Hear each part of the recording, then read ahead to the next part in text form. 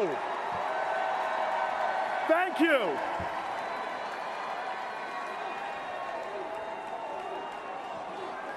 Thank you. Thank you. Thank you. Thank you. Thank you very much. Thank you. Thank you. Thank you very much.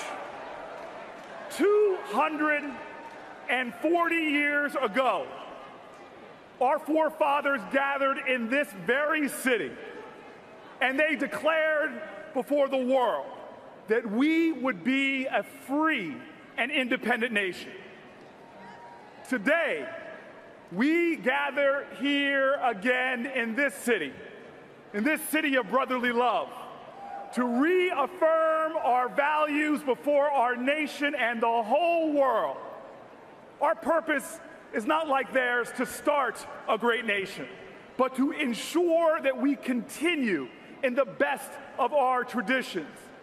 And with humble homage to generations of patriots before, we put forth two great Americans, our nominees for President and Vice President, Hillary Clinton and Tim Kaine.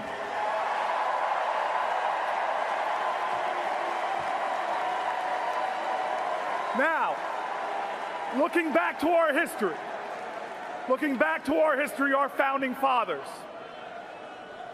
put forth founding documents that were indeed genius. But our founding documents weren't genius because they were perfect. They were saddled with the imperfections and even the bigotry of the past. Native Americans were referred to as savages. Black Americans were fractions of human beings, and women were not mentioned at all. But those facts and ugly parts of our history don't distract from our nation's greatness. In fact, I believe we are an even greater nation, not because we started perfect, but because every generation has successfully labored to make us a more perfect union. Generations of heroic Americans have made our nation more inclusive, more expansive, and more just. Our nation wasn't founded because we all look alike, or prayed alike, or descended from the same family tree. But our founders, in their genius, in this, the oldest constitutional democracy on the planet Earth, they put forth the idea that all are created equal, that we have inalienable rights. And I'm so proud that it was upon this faithful foundation that we built a great nation. And today, no matter who you are, rich or poor, Asian or white, man or woman, gay or straight, any religion or none at all, you are entitled to the full rights and responsibilities of citizenship. In this city, our founders put forth a Declaration of Independence, but let me tell you, they also made a historic Declaration of Interdependence. They knew that if this country was to survive and thrive, we had to make an unusual and extraordinary commitment to each other. Look, I respect and value the ideals of individualism and self-reliance. But rugged individualism didn't defeat the British. It didn't get us to the moon. It didn't build our nation's highways. Rugged individualism didn't map the human genome. We did that together. And so this is the high call of patriotism. Patriotism is love of country, but you can't love your country without loving your countrymen and your countrywomen. Now, we don't always have to agree, but we must be there for each other. We must empower each other. We must find the common ground, and we must build bridges across our differences to pursue the common good. Let me tell you, we cannot devolve into a nation where our highest aspirations are that we just tolerate each other. We are not called to be a nation of tolerance. We are called to be a nation of love.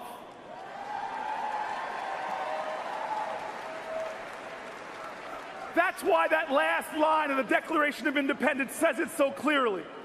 It says that we must, to make this nation work, we must mutually pledge to each other our lives and our fortunes and our sacred honor. Tolerance is the wrong way. Tolerance says, I'm just going to stomach your right to be different. That if you disappear from the face of the earth, I'm no better or worse off. But love knows that every American has worth and value, that no matter what their background, no matter what their race or religion or sexual orientation, love recognizes that we need each other, that we as a nation are better together, that when we are divided, we are weak, we decline, yet when we are united, we are strong. When we are indivisible, we are invincible.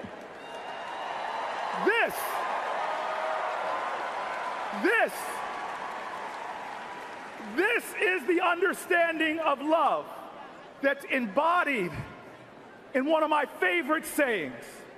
It's an African saying, and it says, if you want to go fast, go alone. But if you want to go far, go together. This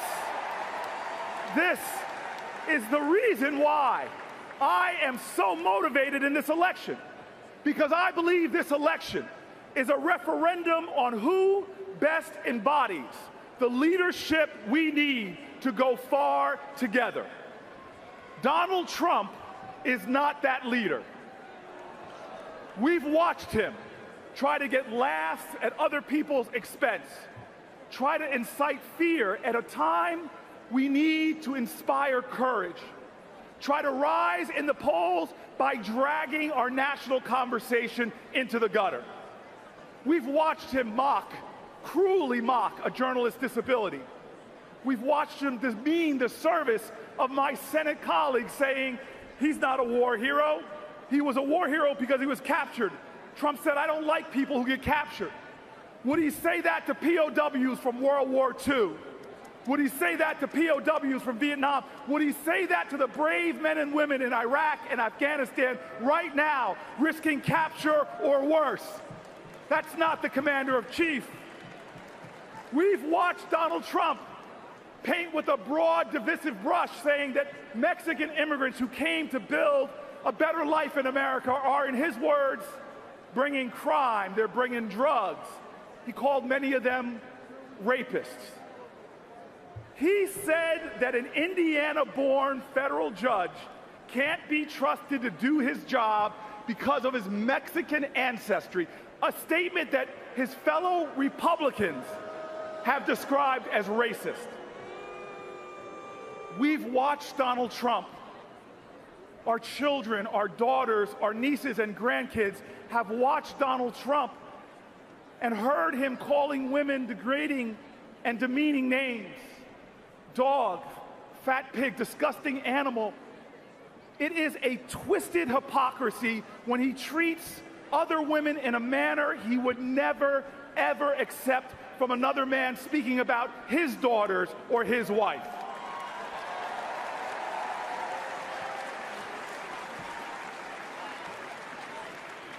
In this great nation where our founders put a fundamental principle forward of religious freedom, he says, ban all Muslims. Don't let certain people into our America because of how they pray. Now, I take particular interest in the fact that Trump says he would run our country like he's run his businesses. Well, I'm from Jersey. And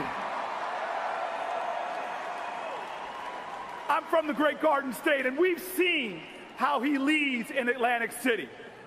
He got rich while his companies declared multiple bankruptcies. Yet without remorse, even as people got hurt, and lost jobs by his failures, he bragged, and I quote, "The money I took out of there was incredible." Yes, he took out a lot of cash, but he stiffed contractors, many of them small businesses, refusing to pay them for the work that they've done. You know, we in America have seen enough of a handful of people growing rich at the cost of a nation descending into crisis.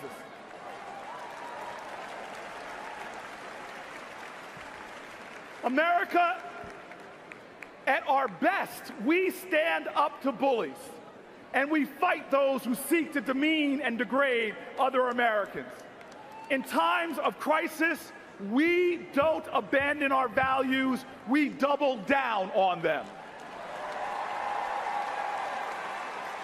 Even amidst the crisis of the Civil War, Lincoln stood up and called out to all of our country, saying, "With malice towards none and charity towards all."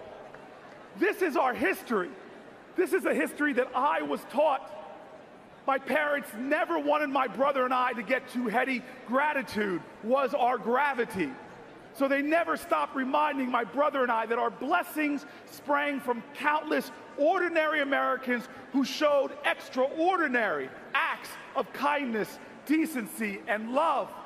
People who struggled and sweat and bled for our rights. People who paid the ultimate price for the freedoms we all enjoy. I was told that we can't pay those Americans back for their colossal acts of service, but we have an obligation to pay it forward to others through our service and our sacrifice.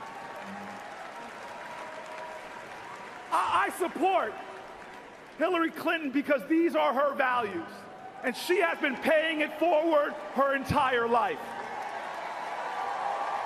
Long before she got in politics, she was in Massachusetts going door to door collecting the stories of children with disabilities. In South Carolina, she fought to reform the juvenile justice system so that children wouldn't be thrown in adult prisons.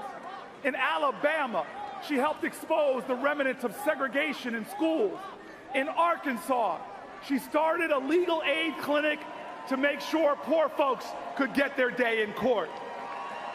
She has fought for the people, and she's delivered. That's why we trust her to fight and deliver for us as president. But let me tell you, we have a presidential nominee in Clinton who knows that in a time of stunningly wide disparities of wealth in our nation, that America's greatness must not be measured by how many millionaires and billionaires we have, but how few people we have living in poverty. Hillary knows that when workers make a fair wage, it doesn't just help their families, it builds a stronger and more durable economy that expands opportunity and makes all of us Americans wealthier. She knows that in a global knowledge-based economy, the country that out-educates the world will out-earn the world, out-innovate the world, and will lead the world. She knows that debt-free college is not a gift, it's not charity, it is an investment. It represents the best of our values, the best of our history, and the best of our party, all of our shared ideas and values together. Hillary Clinton knows that when we have paid family leave, that this is something that must happen. Because when a parent doesn't have to choose between being there for a sick child and paying rent, or when a single mom earns an equal wage for equal work, it empowers the most important building block in all of our nation, and that is the family. Hillary Clinton knows that security doesn't come from scapegoating other people because of their religion, alienating our allies, stoking fear, and pointing fingers. It comes when we band together to face down and defeat our common enemy. And she knows something that I fight for every day, that our criminal justice system desperately needs reform, that we need to bring back fairness to a system that still, as Professor Brian Stevenson says, treats you better if you are rich and guilty than poor and innocent. And she knows that we can be a nation that both believes police officers deserve more respect, they deserve more support, more cooperation and love, and believes that a black 20-something-year-old protester deserves to be valued, deserves to be heard, that they should be listened to with more courageous empathy, and that change is needed in the system. And Hillary Clinton knows what Donald Trump betrays time and time again in this campaign, that we are not a zero-sum nation. It is not you or me. It is not one America against another American. It is you and I, together, interdependent, interconnected, with one single interwoven destiny. When we respect each other, when we stand up for each other, when we work together against our challenges, against our neighbor's challenges, be it a neighbor with a beautiful special needs child or one struggling with the ugly disease of addiction. When we as Americans help them, when we show compassion and grace, when we evidence our truth that we are the United States of America, one nation, under God, indivisible, that is when we are stronger. That is when we go from an already great America to an even greater America. Now let me tell you right now, when Trump spews insulting and demeaning words about our fellow Americans, I think of that poem by Maya Angelou. Y'all know it. You know how it begins. You may write me down in history with your bitter, twisted lies. You may trod me in the very dirt, but still, like dust, I rise. Well, y'all know it. Y'all know it.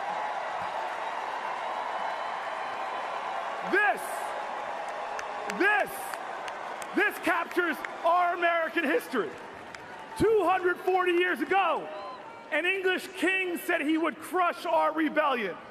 But Americans from around our nation joined the fight. From Bunker Hill to the Battle of Trenton, they stood, and so many fell, giving their lives in support of our daring declaration that America, we will rise. This is our history. This is our history. Escaped slaves, knowing that liberty is not secure for some until it's secure for all.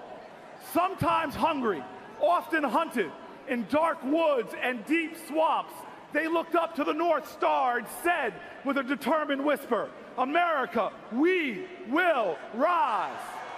Immigrants risking their lives in times of sweatshops and child labor. They organized labor unions and devoted themselves to lifting the tired, the poor, and the huddled masses. With fierces of grit, they shouted so all could hear, America, we will rise. King pointed to the mountaintop. Kennedy pointed to the moon. From Seneca Falls to those who stood at Stonewall Inn, giants before us said in a chorus of conviction, America, we will rise.